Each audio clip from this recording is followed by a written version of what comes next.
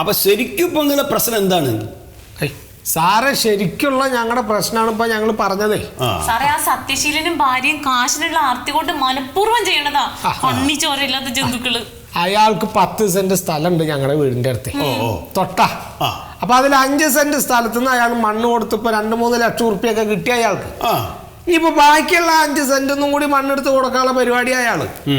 സാറിനെ പോലെ ഒരു ഉദ്യോഗസ്ഥന് അത് അനുവദിച്ചു കൊടുക്കരുത്. ഞങ്ങളുടെ ജീവിതമാ സാറേ. ഇയാൾ ഇനി ബാക്കിയുള്ള സ്ഥലത്തു നിന്നും കൂടി മണ്ണെടുത്താ ഞാനും എൻ്റെ കുട്ടികളും മക്കളും കുടുംബമൊക്കെ കൂടിയിട്ട് അയാളുടെ കുഴിയിലേക്ക് വീഴും. അങ്ങനെ എങ്ങാനും സംഭവിച്ചിട്ടുണ്ടെങ്കിൽ ഞങ്ങൾ എല്ലാരും കൂടി ആത്മഹത്യ ചെയ്യും. അല്ല പിന്നെ ആത്മഹത്യ ചെയ്യേണ്ട പ്രശ്നമുണ്ടോ? എല്ലാരും കൂടി കുയിലേക്ക് വീണ അതോടെ തീർന്നില്ലേ? അങ്ങനെ സംഭവിച്ചാൽ അതിന്റെ മുഴുവൻ ഉത്തരവാദിത്വം സാറിന് തന്നെ ആയിരിക്കും. അല്ലോ ഞമ്മക്കോ? പിന്നെ അല്ലാതെ സാർ അനുവാദം കൊടുത്തിട്ടില്ല അവര് മണ്ണെടുക്കുന്നത്. 10 അടുത്ത ആഴ്ചയല്ല മണ്ണെടുക്കണേ.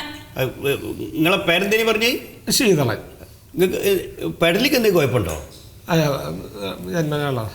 ജന്മനാളതാ. അപ്പൊ ശീതള, ഈ റോഡ് ലെവലിൽ നിന്ന് ഉയർന്നു നിൽക്കുന്ന പ്രദേശങ്ങളിൽ നിന്ന് മണ്ണിടിക്കായി പണ്ടൊക്കെ വില്ലേജ് ഓഫീസറെ അനുമതി വേണ്ടീനി. ഇപ്പൊ അത് വേണ്ട.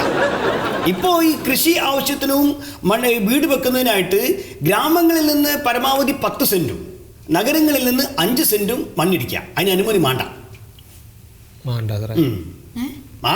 അല്ല അപ്പോ ഇപ്പൊ ഇവര് ഈ ചെയ്യണതിന് അനുമതി ആവശ്യമില്ല. അല്ലല്ല, അങ്ങനെയല്ല. നമ്മൾ ഈ വില്ലേജ് പരിസ്ഥിതി ലോല പ്രദേശമാണെങ്കിൽ അവിടെ ഈ കാലാവസ്ഥാ വ്യതിയാന വകുപ്പിന്റെ ഒരു സർട്ടിഫിക്കറ്റ് വേണ്ടി വരും. അതായത് ഈ മണ്ണെടുക്കുമ്പോ ഈ പരിസ്ഥിതിക്ക് കുഴപ്പമൊന്നും സംഭവിക്കുന്നില്ല എന്ന് തെളിയിക്കാനുള്ള സർട്ടിഫിക്കറ്റ്. അല്ല ആരെയും കുഴപ്പമുണ്ട്.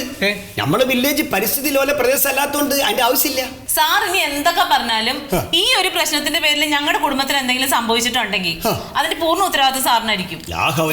എന്താ നിങ്ങളെ പെണ്ണുങ്ങൾ പറയണത്? സാറെ നാളെ ഈ സ്ഥലത്ത് നിന്ന് JCB വന്ന് വീണ്ടും മണ്ണെടുക്കും. അതിനു മുമ്പ് സാർ എന്തെങ്കിലും നടപടി എടുക്കണം. നല്ലൊരു പണി ചെയ്യാം.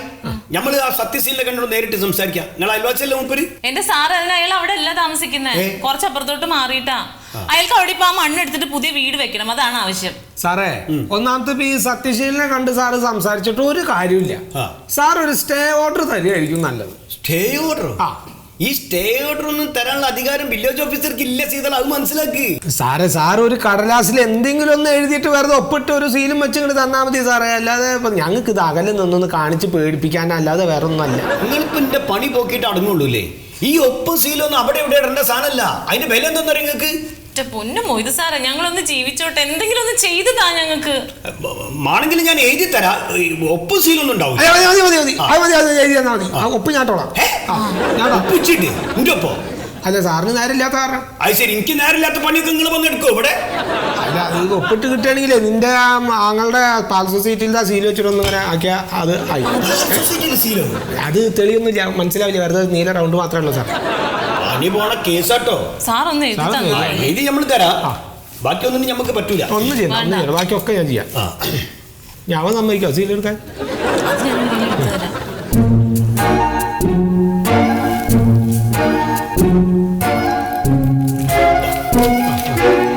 എഴുതി തന്നില്ലെന്ന് മാറ്റാം.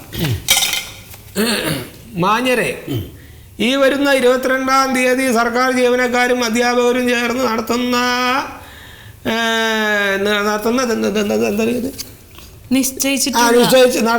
നിശ്ചയിച്ചിട്ടുള്ള സൂചനാ പണിമുടക്ക് വൻ വിജയമാക്കണമെന്ന് എല്ലാ ജീവനക്കാരോടും അഭ്യർത്ഥിച്ചു കൊള്ളുന്നു. അതൊന്നും ആരെ കാണുന്നത്, നമ്മളിത് പോകണമെന്നൊന്നും ഇങ്ങനെ കാണിക്കല്ലേ വേണ്ടോ? അപ്പൊ പേടിക്കാൻ വേണ്ടിട്ടേ അത് വേണ്ടല്ലോ. അപ്പൊ സാറേ അപ്പൊ എങ്ങനെ കുടിക്കാൻ? അതൊന്നും വേണ്ട, അതും ഇവിടെ ഇല്ല. ഈ ഓഫീസിൽ ആ പരിപാടി ഇല്ല. ഞാൻ അത്രക്കാരനല്ല, ഞാനത് വാങ്ങിയില്ല. ഞാൻ നിങ്ങൾക്ക് അത്ര നിർബന്ധിട്ടാണെങ്കിൽ ഞാൻ ഒരാളെ വിളിക്കാൻ അയാളടുത്ത് കൊടുത്തേക്ക്. ഉണ്ണിയേ ഉണ്ണിയേ, എടോ 11 മണിയല്ലൊന്നത് ചായയുടെ ഞാൻ പറഞ്ഞു വിട്ടിട്ടുണ്ട്. അയ്യോ ആരെ? ബാബുനെ. ബാബുനെ പറഞ്ഞു വിടുന്ന കാര്യം എനിക്ക് ഇവിടുത്തെ പിയൂണല്ലേ, അനക്ക് പോയാലെന്താ? ഒരു പണിയും മര്യാദയ്ക്ക് എടുക്കരുത് കേട്ടോ. അയ്യോ ഞങ്ങൾ ഒന്നും വേണ്ട. ഇവർക്കേ എന്തോന്ന് തരാണ്ടോ, ഒന്ന് വാങ്ങിച്ചു തരാനല്ല, ഞാൻ കുടിക്കാൻ എന്തെങ്കിലും വെള്ളം കിട്ടുമോന്ന് ചോദിക്കാൻ. ഞാൻ തൊണ്ട വരണ്ടട്ടെ. നിങ്ങൾക്ക് ഉണ്ടാക്കലേക്ക് വയ്ക്കാൻ ഇനി വെള്ളം അല്ലേ? അല്ലാണ്ട് ഇങ്ങോട്ടൊന്നും അല്ല. അങ്ങോട്ട് എന്താ ഈ ടാപ്പിലേ, പഞ്ചായത്ത് ടാപ്പിൽ ബ്ലീച്ചിങ് പൗഡർ കലർന്ന വെള്ളം വരുമോ? വേണോ? വേണ്ടല്ലോ അല്ലേ? പുറത്തുനിന്ന് വാങ്ങി കുടിക്കാൻ നോക്കി ചെല്ലിക്ക് പോയി അതിന്റെ പണിയെടുത്തോ. ഇല്ല കുടിക്കാൻ ഇത്തിരി വെള്ളം ചോദിച്ചിട്ട് കൊടുക്കാത്ത വില്ലേജിൽ നിന്ന് എന്ത് കാത്തിരിക്കണം? രണ്ട് ഭാഗത്തും കടലിൽ ഉൾക്കണ്ടി. സത്യശീല, നിങ്ങൾ പറയുന്ന പോലെ വില്ലേജ് ഓഫീസർക്ക് അങ്ങനെ സ്റ്റേ ഓർഡർ കൊടുക്കാനുള്ള അധികാരം ഇല്ല. ഉണ്ട് സാറേ. അവര് പേപ്പർ കാണിച്ചു തന്നു, അതിൽ സീലുണ്ട്, ഒപ്പുണ്ട്. അത് വേറെ ഏതെങ്കിലും പേപ്പർ ആയിരിക്കും. അല്ല സാറേ, ഇത് കണ്ടപാട് JCB കാരൊക്കെ പണി നിർത്തി പോയി. അത് സ്റ്റേ ഓർഡർ തന്നെയാണ്. ഞാൻ 10-20 വർഷത്തെ സർവീസുള്ള ആളാണ്. അങ്ങനെ ഒരു ഓർഡർ ഉണ്ടെങ്കിൽ ഞാൻ അറിയണ്ടേ? സാർ അറിയേണ്ടാണ്, പക്ഷെ അത് സ്റ്റേ ഓർഡർ ആണ്, അല്ലെങ്കിൽ അവർ പോണ്ട കാര്യമില്ലല്ലോ. എന്തായാലും ആ തർക്കം അവിടെ നിൽക്കട്ടെ. വില്ലേജ് ഓഫീസർ ഇപ്പൊ വരും. അപ്പൊ നമുക്ക് അത് ക്ലിയർ ചെയ്യാം. ശരി.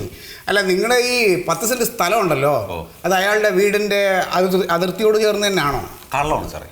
ഇത് പച്ച കള്ളമാണ്. അപ്പൊ എന്റെ വീടിരിക്കുന്ന 10 സെന്റ് സ്ഥലം ഉണ്ടല്ലോ, അതിലത്തെ മണ്ണ് മുഴുവൻ മാറ്റി കഴിഞ്ഞാലും അവരുടെ വീടിന് ഒരു കുഴപ്പമുണ്ടാവില്ല. അല്ല, പിന്നെ എന്തിനാണ് അവര് ഇതിന്റെ പിന്നാലെ നടക്കുന്നത്? സാറേ, ചുമ്മാ നോണ പറഞ്ഞോണ്ട് നടക്കാന്നേ. ആ വീടാണെങ്കിൽ നല്ല പഴക്കമുള്ള നല്ല ഉറപ്പുള്ള വീടാ, ഒന്നും സംഭവിക്കില്ലെന്നേ. ചുണ്ണാമ്പിൽ പണിത വീടാണ്. അതെ അതെ അതെ. ഇനി അതെങ്ങാനും ഇടിഞ്ഞു പൊളിഞ്ഞ് വീണെന്ന് വിചാരിക്കുക, എന്നാലും കുഴപ്പമില്ല. കാരണം അവർക്ക് നഷ്ടമൊന്നും വരാൻ പോകുന്നില്ല. കാരണം ഒരു മുറിയുണ്ട്, പിന്നെ അടുക്കളയുണ്ട്, ഇത്രയേ ഉള്ളൂ ആ വീടിന്. എന്ത് മനസാക്ഷിയുടെ ആൾക്കാരാണോ? അല്ല, ഞാൻ പറഞ്ഞു സാറേ, അത് ഇടിഞ്ഞു പൊളിഞ്ഞ് വീണാലേ അവർക്ക് വേറെ വീട് വെക്കാനോ പറയാ. കൊള്ളാം. വീട് ഇടിഞ്ഞ് അവരുടെ തലയിൽ കൂടെ വീണ് കഴിഞ്ഞാൽ അവർ തട്ടിപ്പോയി കഴിഞ്ഞാൽ വേറെ വീട് വെക്കാം. മനസ്സിരിപ്പ് കൊള്ളാം.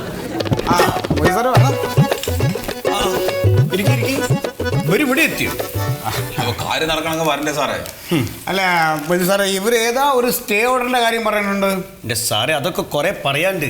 ഞങ്ങളെ മണ്ണെടുക്കാൻ സമ്മതിച്ചില്ലെങ്കിൽ ഇപ്പൊ മണ്ണെടുത്ത ആ കുഴിയിൽ ഞങ്ങൾ ചാടി ആത്മഹത്യ ചെയ്യും. നിങ്ങളുടെ പേര് എഴുതി വെക്കും.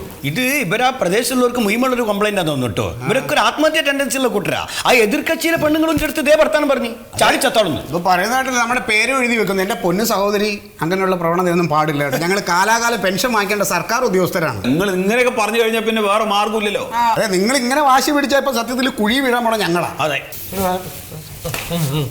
ആരാത്? ഇതാണ് എതിർക്കക്ഷി. ശീതളിനും ഭാര്യ ഇവര് കുയിക്കണ കുയിൽ വീഴാൻ പോണവരാണല്ലോ.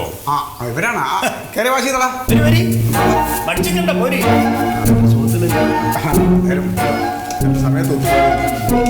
എന്താ ശീതള പ്രശ്നം?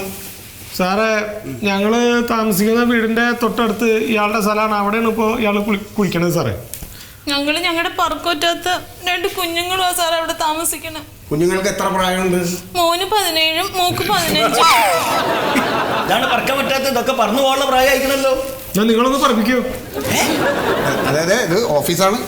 സാറേ, ഇവിടെ പറപ്പിക്കേണ്ട കാര്യം പറയാൻ വന്നല്ലേ? ഇവര് ചിരിച്ചെന്തിനാണെന്ന് ചോദിക്കുന്നത്. അതെ, ഒരു വില്ലേജ് ഓഫീസറാണ് ഞാൻ. ആയിക്കോട്ടെ, അതിനിപ്പോ പറപ്പിക്കാൻ നടക്കില്ലല്ലോ വില്ലേജ് ഓഫീസർ. മൊയ്തു സാറ് ഇവരുടെ സ്ഥലം പോയി കണ്ടായിരുന്നു? ഞാൻ പോയി കണ്ടതാണല്ലോ. കംപ്ലീറ്റ് കുന്നാണ്. 5 സെന്റ് ഓൾറെഡി അവിടെ കുഴിച്ച് കഴിഞ്ഞ് സത്യശീലേ. ഇനിയുള്ള 5 സെന്റ് കൂടി കുഴിച്ച് കഴിഞ്ഞാൽ വേറെ വീട് ആ കുയിലേക്ക് വീന്നുള്ള കാര്യം ഉറപ്പാ. ഉറപ്പിൽ പറയുന്നല്ലേ ഉള്ളൂ സാറേ. ഇത് കുഴിച്ച് കള്ളക്കടിച്ചിലാണ് സാറേ.